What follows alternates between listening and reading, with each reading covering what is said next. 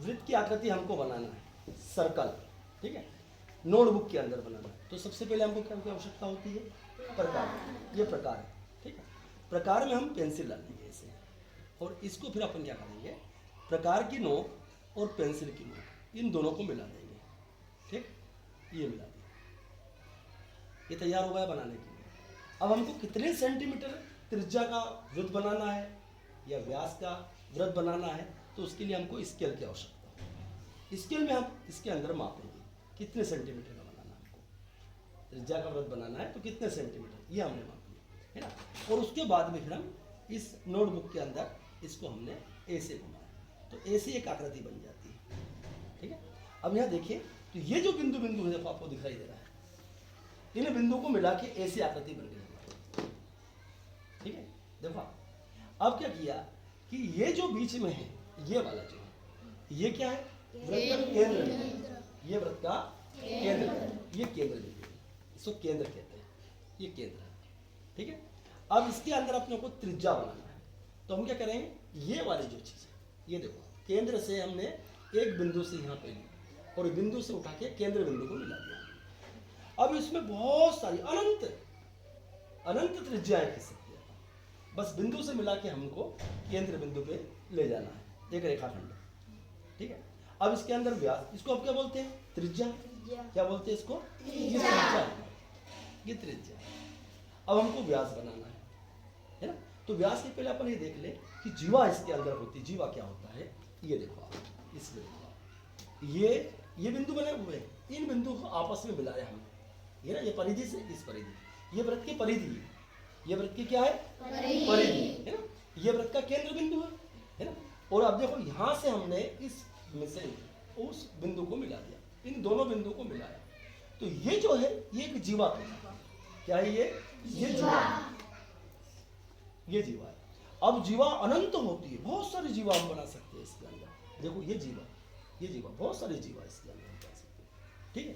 अब हमारे सामने बात आती है, ये जीवा देखो आप, यह बिंदु से इस बिंदु से हमने इस बिंदु को मिला दिया, ये जीवा बन गया, है ना। और देखो आप, ये बिंदु से हमने ये बिंदु को मिला दिया, ऐसे जीव। और ये जो व्यास होता है, ये व्यास भी एक जीवा होती है। ये सबसे बड़ी जीवा, वृत्त की सबसे बड़ी जीवा जो होती है वो व्यास होती है। कैसे? देखो व्यास कैसे होता है, ये देखो आप, यहाँ हमने बिंदु लिया और वहाँ इसको मिला दिया इसको हमने, है ना। अब क्या हुआ कि ये जो व्यास जो है, ये जो जीवा है, ये केंद्र के बिंदु के ऊपर से होकर गुजरती है। अब इसमें हम देखा, अभी आपने देखा कि ये जो त्रिज्या है इसका दुगना होता है व्यास, त्रिज्या का दुगना व्यास होता है। अब इसमें हम अनंत बहुत सारी इसके अंदर त्रिज्या बना सकते हैं। ऐसे ही हम जो व्यास है ये भी हम यहाँ से देखो, इस बिंदु से हमने भी ये यहाँ पे व्यास बनाया, और बना सकते हैं, देखो यहाँ से यहाँ बना दिया हमने, और देखो ये बिंदु से बिंदु मिलाना अपने को, ये जो परिधि के बिंदु है ना, ये बिंदु से बिंदु मिलाया है, ये बहुत सारे अनंत हम इसके अंदर व्यास। और व्यास जो होती है ये सबसे बड़ी जीवा तो है, इसका काम क्या होता है, ये वृत्त को दो बराबर भागों में बांटता है। व्यास जो होता है ये दो बराबर भागों में बांटता है, ठीक। अब अपने क्या देखा इसके अंदर, सबसे पहले हमने वृत्त का केंद्र, ये केंद्र बिंदु हमारा, ये वृत्त का केंद्र बिंदु, ये वृत्त की परिधि, ये वृत्त की परिधि है ना। अब हमने देखा ये वृत्त की त्रिज्या, जो त्रिज्या है, जो त्रिज्या जो हमारी 6 सेंटीमीटर है, तो व्यास कितना होगा उसका? 12 सेंटीमीटर है ना।